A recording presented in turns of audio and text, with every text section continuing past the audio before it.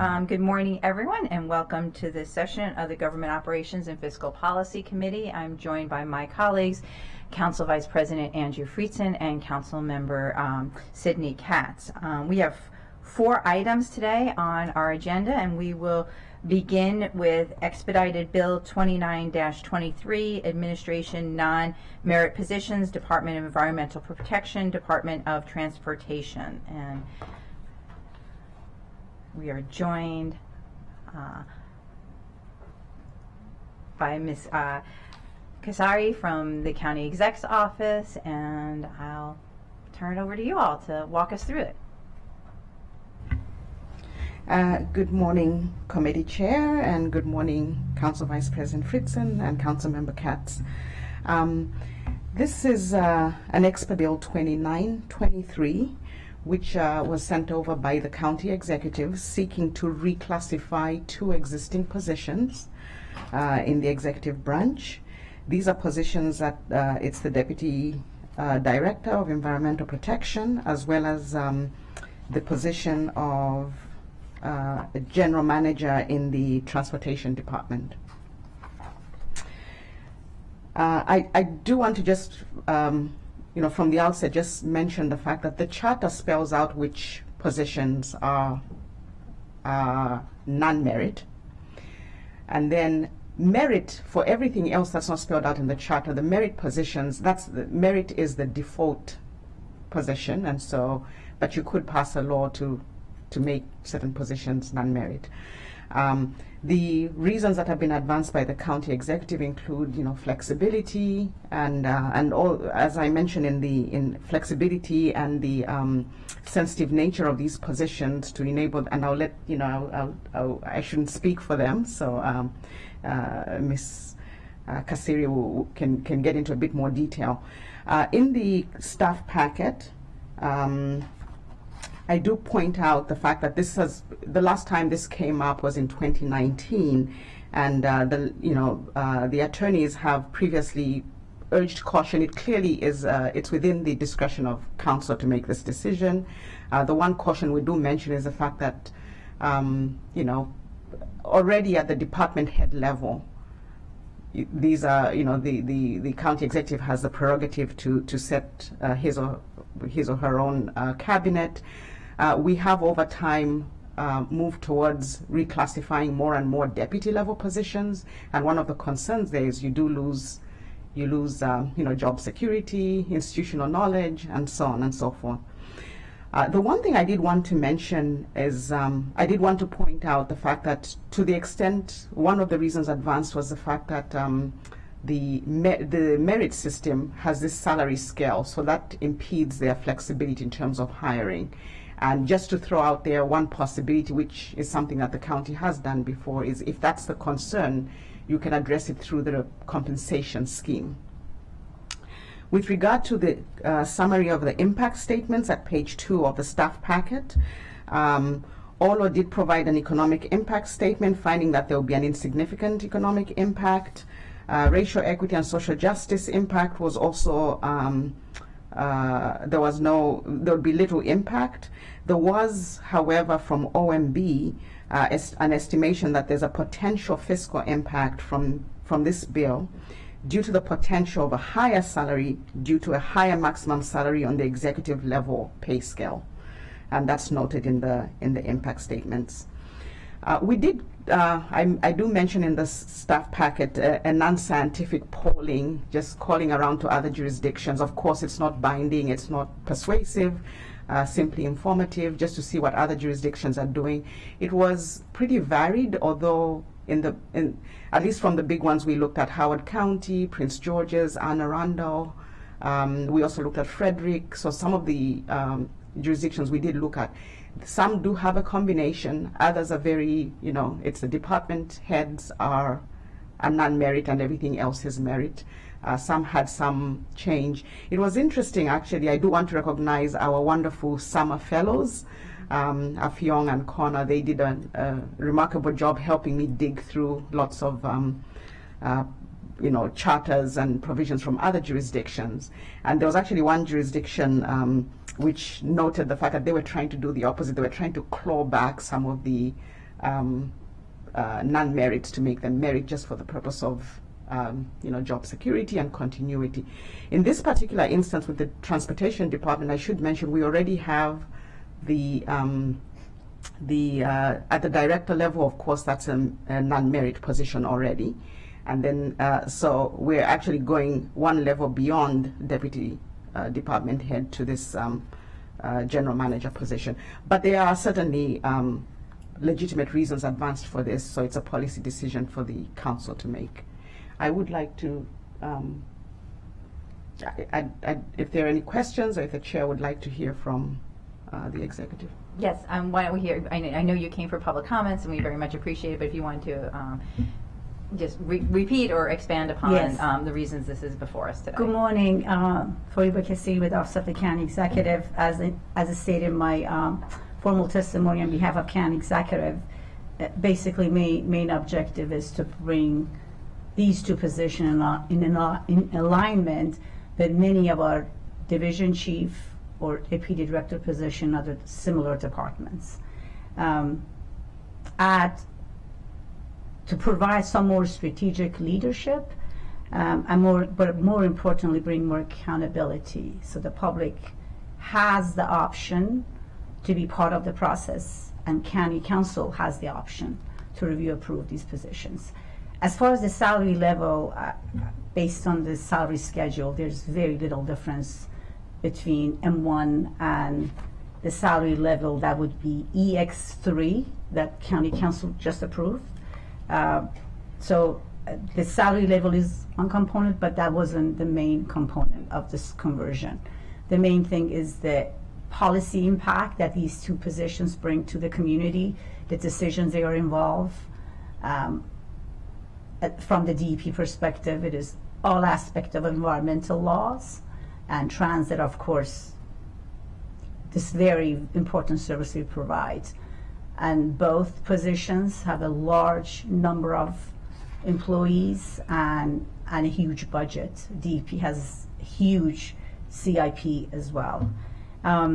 Additional information, currently we have about 10,000 employees. We have 22 principal directors. Principal directors are the ones like police chief, fire chief, OMB director. And then we have 33 we call question A, non-merit position. So basically we have 55 non-merit positions that goes through the public hearing process, recommended by county executive and confirmed by county council. We strongly believe these two positions, because of the impact they have on the community, need to be appointed. So we have the very clear vetting process, and if needed, possible changes when needed based on the policy changes or any other objectives we may have. I'm here if you have any other questions. Thank you. Do my colleagues have any questions or comments? Council Vice President Friedson. Thank you, Madam Chair. Thanks to the Executive Branch and Ms. Kassir for your comments, and thanking council staff as well for all the research. So I understand the reason why this is before us. I am a little frustrated that we seem to have a reorganization of the way in which we structure the executive branch of government like every 2 years, and that's a problem. In 2019, there was what seemed like a wholesale look at the non-merit and merit positions in management of the various departments, and the council deferring a lot of authority in the county executive to structure a government as the county executive saw fit in order to carry out the public's interests, allowed for and approved a series of changes. And I'm just puzzled by the fact that we're coming back to this so quickly. And so one is this the last time that this council is going to be addressing over the next 4 years, this term, seems like a reasonable period of time, is this the last time that the county executive is going to propose changes to not the personnel, but the way in which the personnel is structured between merit and non-merit for deputy directors and other positions within the executive branch of government? Based on our assessment, I think these may be the last positions, but again, you're asking me a question that I would say based on our assessments, there are no. Is it the intention of the executive branch that this will be the last time that the county council is asked to make changes of positions from merit to non-merit? I mean, intention, we had an opportunity here. We have these positions are vacant, and we realized that this is for the best interest of the public to convert them to non-merit. But why wasn't it in the best interest of the public in 2019? I'm not even sure. First of all, those two positions were not vacant, and at that point, I guess we were not focusing on the issues. But see, this is the challenge that I have. Some of the positions that we converted weren't vacant either. In fact, we have somebody sitting in this room right now who's in a position that was changed from merit to non-merit that is essentially grandfathered in, that would not be impacted until he vacates that role, which is totally appropriate. It wouldn't be appropriate from my perspective to change somebody's merit protections while they are an incumbent in that role. Certainly that would have been an option for every job within the executive branch. And so the challenge that I have, the struggle that I have, is on one, providing some level of deference to the executive branch to carry out the executive functions of government.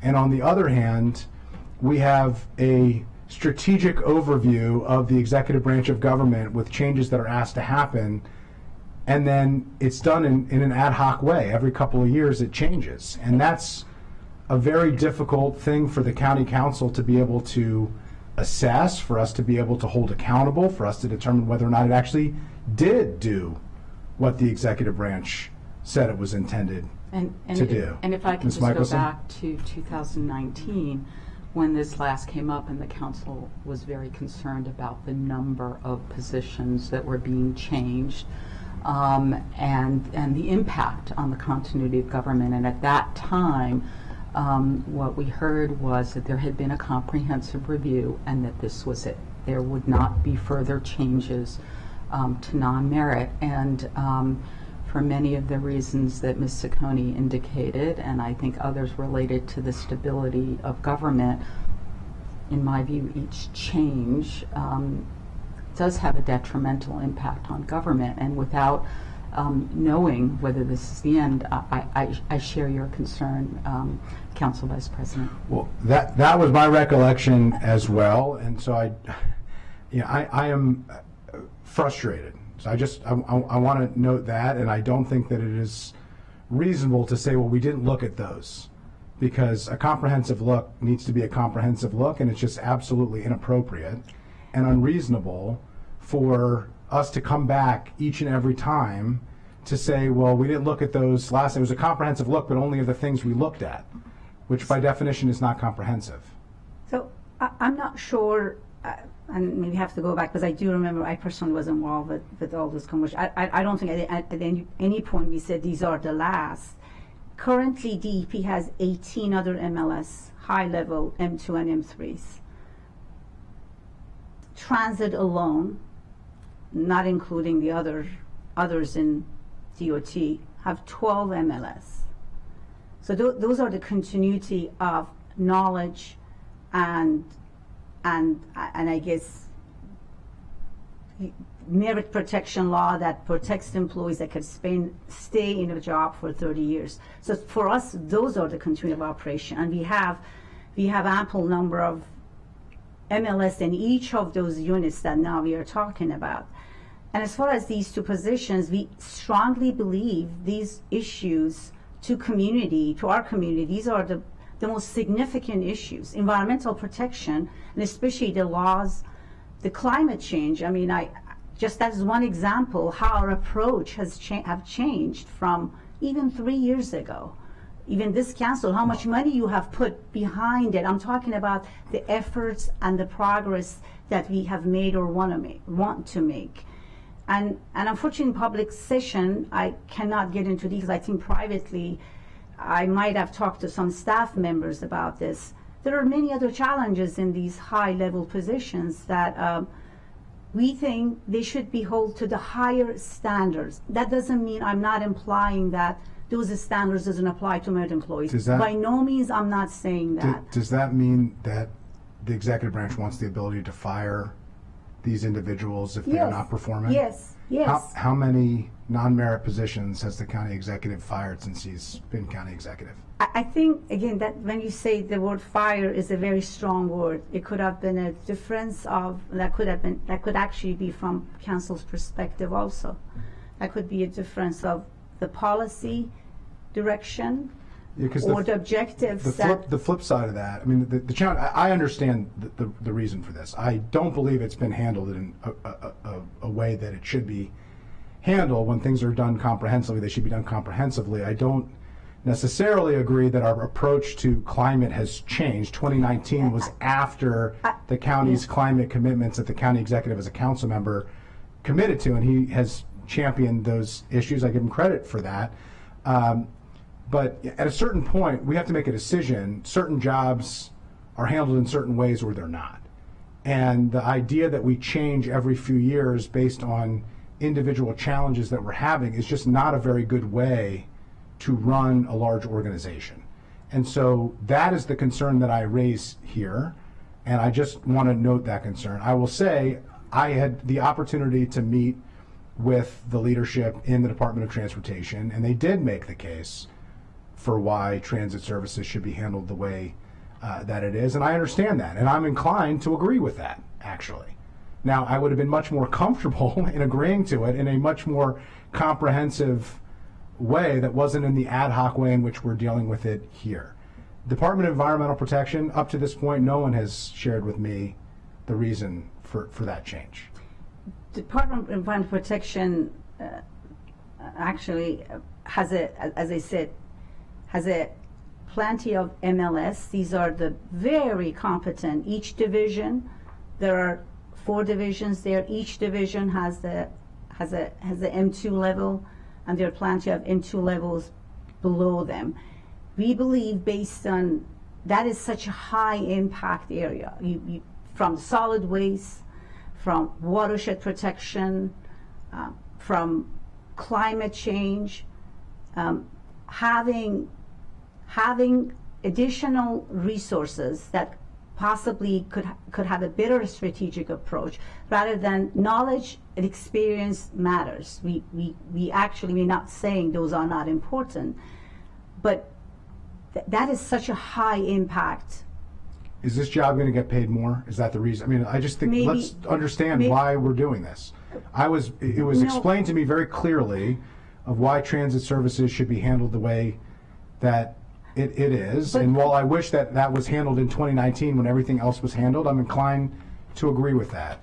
Up to this point, besides the fact that environmental protection is very, very important to us, which I don't think if something isn't very important to us, we should be doing it, that is not enough of a reason to make a change from merit to non-merit, from my perspective, at least. If this is a job that's so competitive that we can't hire for, that's something to look at. I also think we could look at the salary scale too. If that's a problem, that would probably be a more comprehensive solution to the issue. But could you explain to me? No, salary level is not salary. I'm looking at the schedule. It's comparable. Okay, so the salary is comparable. The goal here is what? For environmental protection. To bring more accountability, to go through the public process when we are hiring, and bring DEP in alignment with many other departments, such as HHS has 5 appointed officials. But what has changed since 2019? This is what I don't understand. I'm not sure what 2019 are you? In 2019, the county executive, when he took office, came before us and asked for several, 1, 2, 6, I believe, it could be more, but 6 positions to be moved from merit to non-merit. The county council expressed some reservations about the impacts of that, but provided deference to a county executive who was taking over the executive branch of government after 12 years of a prior leadership, looked at it, assessed it, and determined what was needed to be successful to serve the interests of the public. This was not included. Yes. I assume it was not included for a reason. So I'll yield back. All I will say is I am supportive of the transportation change. I don't know that I have been convinced there's anything that has been presented that demonstrates why, besides we feel like it would be better, the environmental protection position should be changed. Let me just go to Councilmember Katz. Thank you very much, Madam Chair. We need to start off by saying, once again, that we're very, very fortunate to have the employees who do an unbelievably good job in Montgomery County to work here. And I believe that a department head should be given the necessary flexibility to do the job that they feel that they need to do. And if you're a new department head, then we certainly need to figure out what they should be doing, and if there needs to be change. And we all know once you get into a job, there's days that you figure, well, everything worked out just fine before I got here, and there's days you figure, what, we need to make some changes. So I believe that, and to your earlier point, Mr. Vice President, you said that the person who was in the merit position should be grandfathered. Strongly believe in that. Somebody that you deal with the deal that you made. But I believe that the and I understand that we should think about what we're doing as far as the public is aware of and concerned. But I'm okay to have the consistency among all the departments. Thank you. Go ahead. Yes, I just wanted to make a couple of points here, and as much as I hate to disagree with my colleague and friend, Ms. Kassiri, on accountability, by moving a position to non-merit, the position becomes more accountable to the county executive and no one else. There is a public process for appointment. The council gets to confirm positions. You give great deference to the county executive. It's been very rare, maybe only once or twice that I can remember in the last 20 years or so that the council has not approved it. But then the county executive is responsible for that person, and the CAO is responsible for that person's evaluation, determining whether or not they get salary increases, and in fact determining whether or not they get fired. So what you see is merit system employees, and I know you've witnessed this, come here before you, and their job is to speak to you about the view of the county executive, whereas non-merit have flexibility to do otherwise. I will say too that our deputies have typically been people who have risen through the ranks, and they are at the pinnacle of their career. They are county employees who have been here many years. They're extremely knowledgeable, and they are not generally people who want to risk that the next county executive will remove them. So by moving these positions to political appointees rather than getting the top merit system employees stepping into these roles, you will get people who are willing to take the risk of being a political appointee who will come and go with each administration. There may be a decision for continuity, but it could easily be that each new county executive will determine that they will remove all of the department's heads and the deputies. So you're changing the nature of the position. Thank you. Thank you. Thank you very much for that. I appreciate the points of view shared today, and perhaps because of our experience as mayors, we may slightly disagree. And I think our experience, particularly under COVID, showed how the director and the deputy positions are so important, and having, particularly in our Department of Environmental Protection, alignment so that we can move forward, I think is very important. And Though I agree with Council Vice President Friedson, an overall look, understanding where we're going, I think is always important as well. And we had these discussions during the budget as well with vacancies and other things. And I believe the County Executive's Office has heard that loud and clear from this council. And so I do hope we don't see another request like this again. But I will say I am in favor for moving these positions. Any other? Yeah, well, just two quick things. I appreciate and respect colleagues here and understand there's some disagreement. That's okay. One, I just think we need to be very careful. We have, the executive branch's presentation, and I think it has been reinforced, creates the idea that we place a different level of importance on appointed positions as merit positions. And I'm uncomfortable with that. And I just want to be very clear about that and want to make sure that that is not the insinuation that anybody is making here.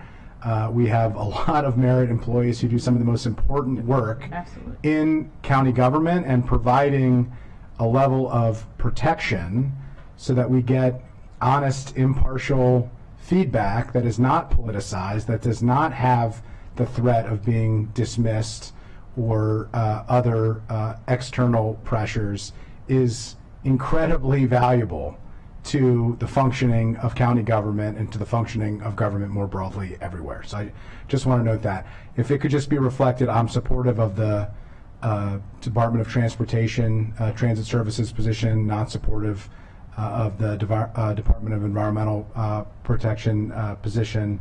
I appreciate it, and thanks for the indulgence, and I'll yield back to you, Madam Chair. Right.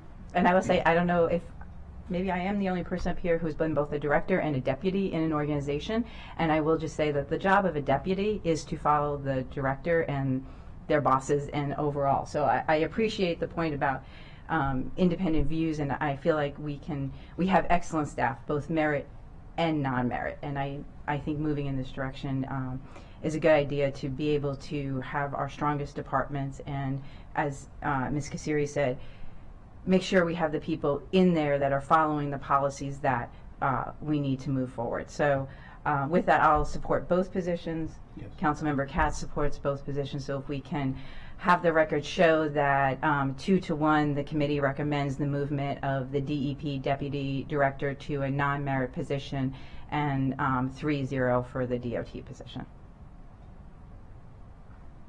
Thank you very much. I should just... Oh, yep. Sorry about that. Before we move on, I just want to mention that this is a package, so the bill comes along with 2 regulations, and the regulations are just publishing the job descriptions. Those are to be adopted by method 1, which just authorizes council to approve or disapprove but cannot amend. Great. Yeah. Good. Good. Awesome. All right, that's our item number 1.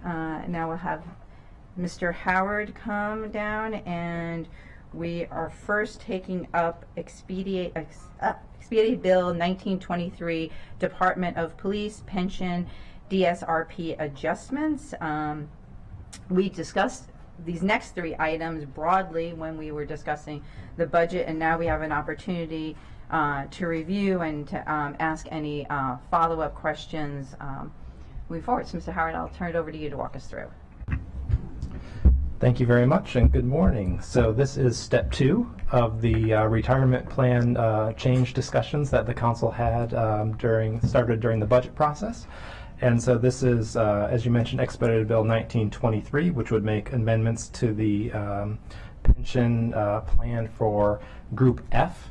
And the Group F is the sworn police personnel group in the retirement plan system. The bill was requested by the county executive as a result of negotiations between the executive and the FOP Lodge 35. The one thing I want to note about the police CBA is that there's a provision that should the council fail to enact any legislation agreed to in the agreement, that the parties would have a reopener to renegotiate some of the different provisions. In its approval of the FY24 operating budget, the council did approve funding to implement this bill as well as the other 2 bills we'll go through. However, that actually enactment of that funding and use of that funding is contingent upon the council's approval of the actual bill itself. So I'm going to quickly go through the three main components of this proposed change for Group F, which would be to raise the Social Security integration age from 67 to 70, expand eligibility for discontinued retirement service plan participation, and also increasing pension multipliers. For the Social Security integration, at present, the law states that pensions are integrated when an employee reaches Social Security age, which is currently 67 for most folks. And there's a chart at the bottom of page 2, which shows what the current provision is based on birth date and what the proposal would be. So the change that was negotiated would be to change it to the maximum Social Security age. One thing that council staff notes is that as a result of changing from 67 to 70, a retiree would receive a larger pension amount between those 3 years, and a retiree could, in theory, collect Social Security age 67, but not have their pension integrated until age 70. The cost for this proposed change is $1.22 million in FY24 and increases to $1.37 million annually by FY29. The second change is for DSRP or drop eligibility. And so this change, as you can see in the chart on page 3, currently employees are eligible if they're age 46 with 25 years of service, and the change would be to make the eligibility consistent with the same eligibility for normal retirement, which is age 55 with 15 years of service or any age with 25 years of service. My understanding is that there were some employees who had met the 25 years of service requirement but didn't meet the age 46 requirement, and so that's what this was intended to address.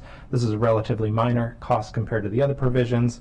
The proposed cost is $120,000, not proposed cost, the actual cost is $120,327 in FY24 and would increase to about $135,000 annually by FY29. The last of the three changes, which we discussed a good bit during the compensation and benefits work session, was to increase the pension multipliers for Group F members. The chart at the bottom of page 3 kind of shows again what the current state is and what the proposed change would be. The primary change is for years 1 through 25 of service, increasing the multiplier from 2.4% of average final earnings to 2.6% of average final earnings. The impact of this would be that employees would receive more of their benefits sooner. So after 25 years under the current system, an employee could receive 60% of the benefit, and after 25 years under the new proposal, employees would receive 65%. One of the things that council staff noted during the budget work sessions is that a potential concern that employees might have an incentive to retire earlier because they would be receiving a higher proportion of their benefit at a quicker pace than they currently do. The maximum benefit does change just very minimally. It would be 86.6% after 34 years compared to the current of 86.4% after 36 years. The multiplier increases for Group F would not become effective to January 2025, and as a result does not have a fiscal impact until FY25. So the cost for this proposed change is $1.44 million in FY25, and it increases to $3.24 million annually by FY29. On page 4, we have a summary of the impact statements prepared by the executive branch and then prepared by OLO. The fiscal impact, I've mentioned the impact of each individual piece as I was going through it, but the total cumulative impact is $1.34 million in FY24, growing to $4.75 million in FY29. The offset for the RESJ impact, OLO anticipates the bill will have a minimal to small negative impact on racial equity and social justice in the county. The reason being it would allocate funding to programs allocate the funding to programs that would benefit Montgomery County Police Department employees who are disproportionately white, and that would mean those dollars could not be used for programs that could impact other folks. In terms of economic impact, OLO estimates a moderate negative impact on economic conditions in the county in terms of the council's priority indicators, and the bill does not have any anticipated climate impacts. At the public hearing, FOP President Holland testified in support of the bill, and there's also FOP representatives here today if the committee has any questions for them.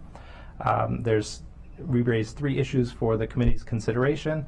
2 of these we talked about during the budget work sessions: the impact on recruitment and retention, the potential of, would people leave earlier under these provisions versus, might they stay longer? And specifically, one of the changes that we talked about with delaying the effective date of the pension multiplier, it's my understanding one of the rationales for doing that delay is to help increase retention in the short term. We did talk about the long-term costs. You've heard that information earlier, and we also went over some of that today. And then the other issue that we raised is just the timing of the Social Security integration and the idea that someone could, in theory, begin collecting Social Security and still be receiving their full pension and not have the integrated until they reach age 70. It's a short time period, those 3 years.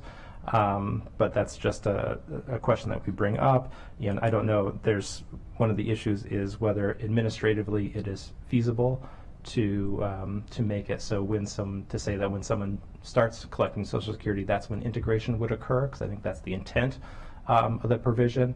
But that's a administrative question as well. So with that, I'll turn it back over to the chair. Great. Thank you, Mr. Howard. Just want to turn it over to our Office of Labor Relations, or OMB, if they have anything to add to that. No? Great. Mr. Holland, would you like to speak to, I know we discussed this a few months ago when we were in the budget, about the opinions regarding retention and recruitment and the need for these changes. Yeah, that's right. That's exactly why we bargained these, was to retain officers and to help recruit officers. People do look into the future of what they're going to make. Other agencies use what they're going to be their pension into the future as advertisements, so that's why we bargained these changes. Do we have a comparison of, and I think we talked a little bit about this when we were in the budget, what other departments are doing in our region now that I think everybody's done with their budgets and their collective bargaining? I don't know if we have better information of how this compares in the region. During the bargaining process, and good morning. Morning.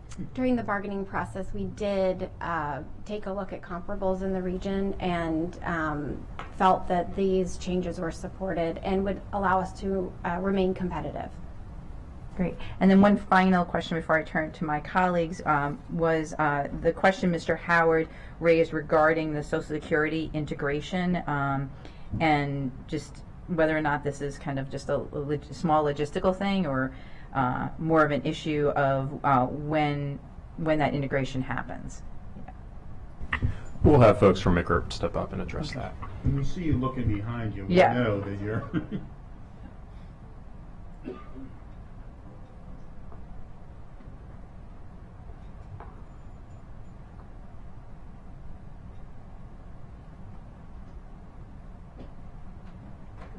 Good morning. Good morning. I'm speaking on behalf of the Montgomery County Employee Retirement Plans. So the Social Security reduction age integration should have minimum administrative impact. So it's a system adjustment, and the previous implementation doesn't consider individuals, age in reduction. So we can apply, pretty much flatly for this change. Yeah, so I just wanted to, and Mr. Howard, maybe you can state the staff's question again, and whether or not this would be feasible. Is it advisable? It would be, currently right now it's all set at one age, 67, and then the plan would be to set it at a different age, which would 70, or if in the future, if the age changes, then that would change as well. So I guess the question from an administrative perspective would be, is it possible to do it on an individual basis instead of at a set age? So if Councilmember Katz chose to collect Social Security at 67, that's when his integration When he turned 67. would start. Correct. That's about 20 years away. And then if Councilmember Stewart, started collecting Social Security at age 70, that's when her integration would start. I see. So then the question will be really the system programming to accommodate individual differences. So that does require, system modification. if that option is being applied. And I guess the question would be, would that have an impact on what was discussed and bargained? And Mr. Holland, you're nodding your head. Yeah, we bargained the exact language that it would be age 70 or the maximum, whatever would be 72, Congress is looking at. But the one thing is, we're the only agency that does Social Security integration. And there's a bill in Congress to allow for agencies that don't pay into Social Security to obtain Social Security for law enforcement. So they could be getting more of an advantage. So we're only talking right now 3 years of, could someone do that? Absolutely. But I think most people are going to wait until they get their maximum benefit before taking it. This may be something where we can kind of track the data and see what's happening over time, and then at any time the council could, of course, since this is legislation, come back and review what might be a better way to do it if that's the case, or it may be that there actually is no actual impact. Okay, I'm satisfied with that. Council Vice President Friedson. Yeah, thanks for that. So I originally thought it was what council staff is suggesting when we talked about it in the budget. It sounds like that's not what it is. There's some administrative dynamics to that. I'll first start and say, this isn't a small amount of money. $188 million is not nothing.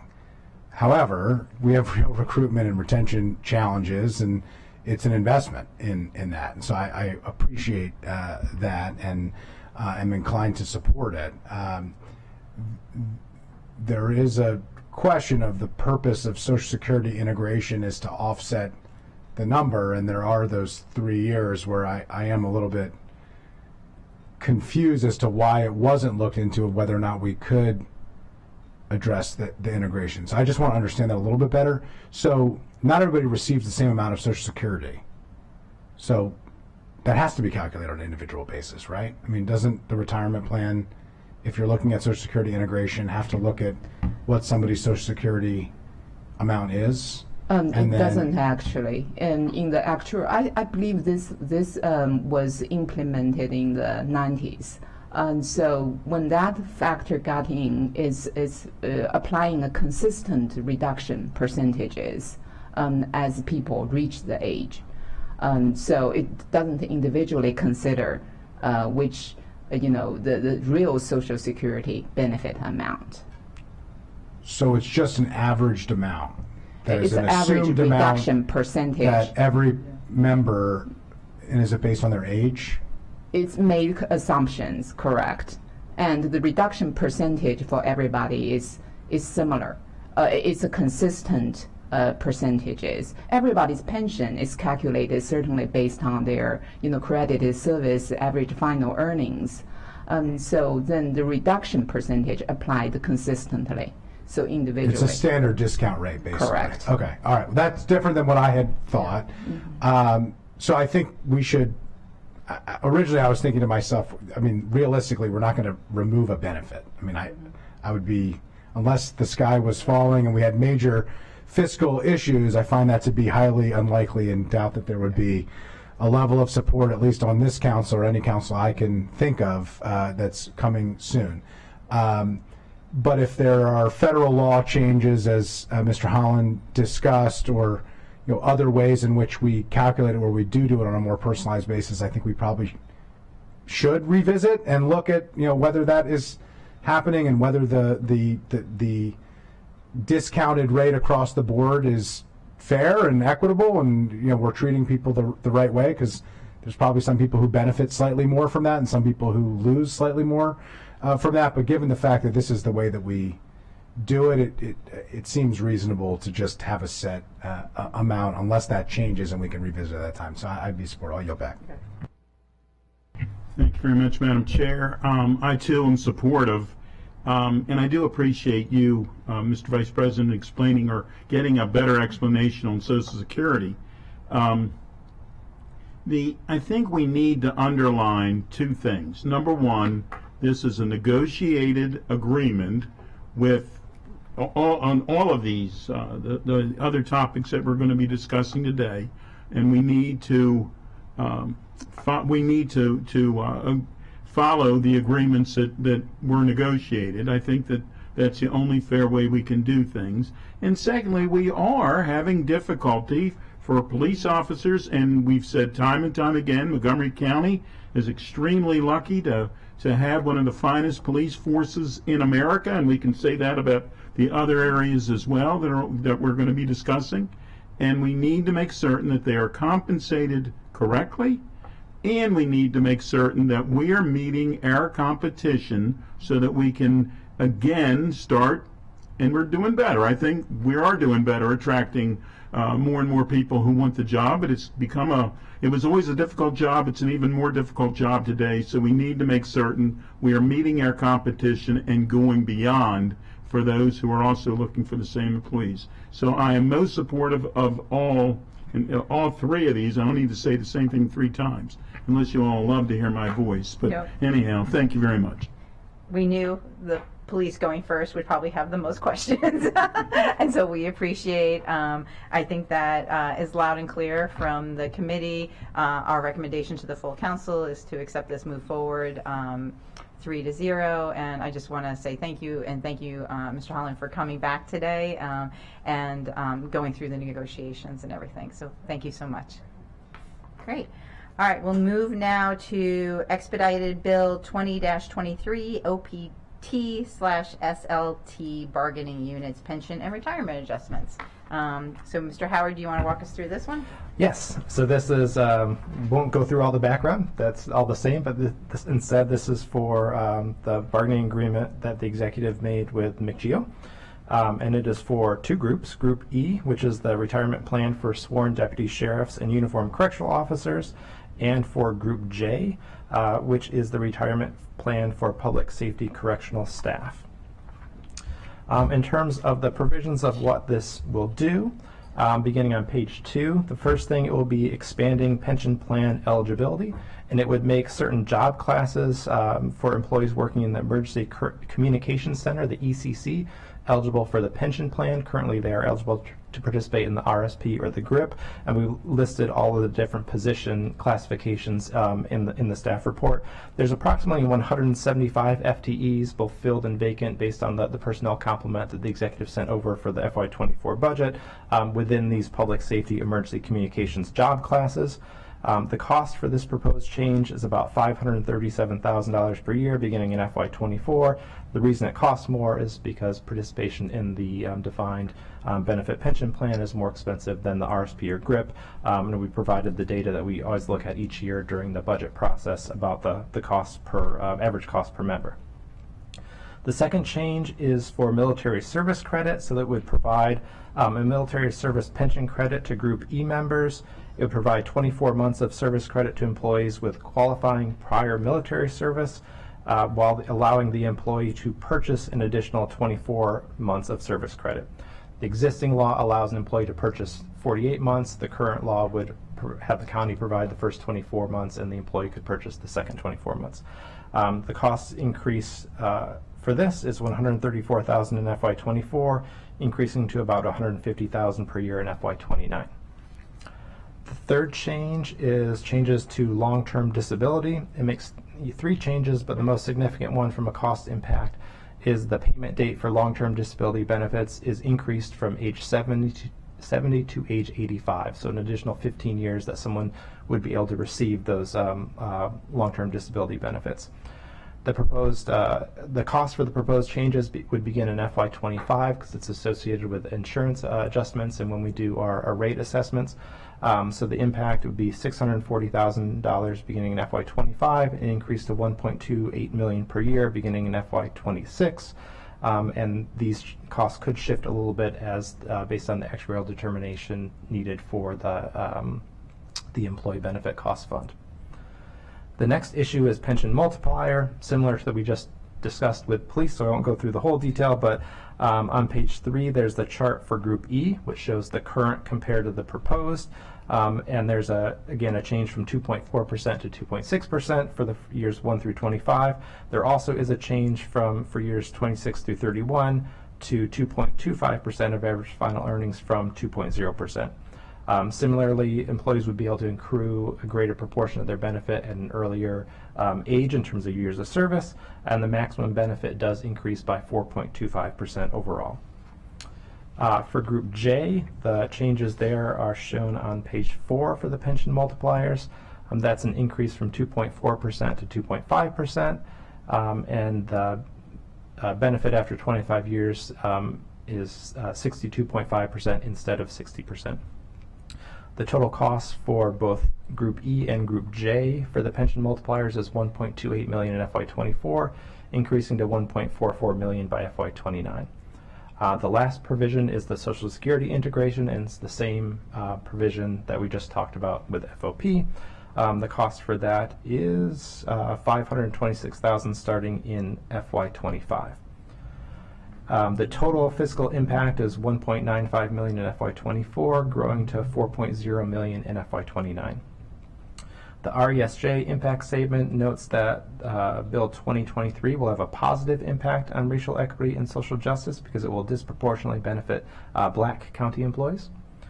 The economic impact statement is the same as it was for the other bill, that it will have a moderate negative impact on economic conditions in the county in terms of the council's priority indicators, and there is no anticipated climate impacts. The discussion issues are the exact same as we talked about for FOP, so I won't repeat those, and I'll turn it back over to the chair. Thank you, Mr. Howard. Does the Office of Labor Relations or OMB have any comments? No? Great. We're also joined by representatives from our unions, and anything to add there? Yes. Good morning. Gino Rent, President UFCW Local 1994. I just want to underscore why these were negotiated very quickly, if you don't mind. The ECC addition to Group E is something that we are hoping that will stop the hemorrhaging. The last time we checked the number, we have a 42% vacancy rate at ECC. That's just a disaster waiting to happen. So I hope that is a no-brainer, if you will. The Group J is an executive prerogative. The credited service for military time. This is a common practice in public sector throughout the United States. We've been trying to get this for quite some time. We did manage to negotiate it in the preceding contract, but the council rejected a contract and it fell by the wayside. So I'm hoping that you're receptive to that as well. The pension multipliers are simply trying to keep pace with our competition. And those multipliers, if you were to look across the country, are common in public sector, be it law enforcement, corrections, any public sector component. The E and J adjustment, I just spoke to that. And then a disability retirement enhancement, let me explain that. That's for the folks in the RSP and the GRIP plans. And what was happening is folks would go out on disability retirement, and then suddenly they get to age 70, they can't go back to work. They haven't acquired any alternative skills that would even allow them to think to go back in the job market, and then all of a sudden their income's cut off. Several years ago, during the Leggett administration, it was a lower threshold. I think it was. Thank you. Thank you very much. Okay, sometimes it's better to go second. So with this last bill, which is Expedited Bill 2123, and this is the result of the negotiations between the county executive and IAFF Local 1664. There's two components to the changes here I want to mention. The first one is, and by the way, this is Group G, so when we talk about Group G, this is the uniformed fire personnel. The first is the pension multiplier increase, similar to the other bargaining units. This would be a change from 2.5 to 2.6% for years 1 through 25. There is a decrease for years 26 through 31 from 2% to 1.25%. Again, the benefit after 25 years would increase from 60 to 65%. The maximum benefit would only change by 0.5% overall. That's the net impact of these changes. The multiplier increases would be effective in July 2023, and the cost is $2.0 million in FY24, increasing to $2.2 million in FY29. The second change is a different one than we've discussed, and this is the pension cost of living adjustment, or COLA.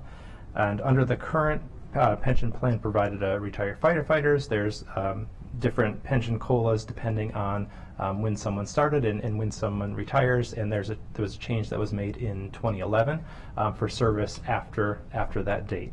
And so this proposed bill would make two changes for Group G members that retire on or after March 1st, 2000. First is the maximum annual COLA increase for service prior to July 2011 would decrease from 7.5% to 5%.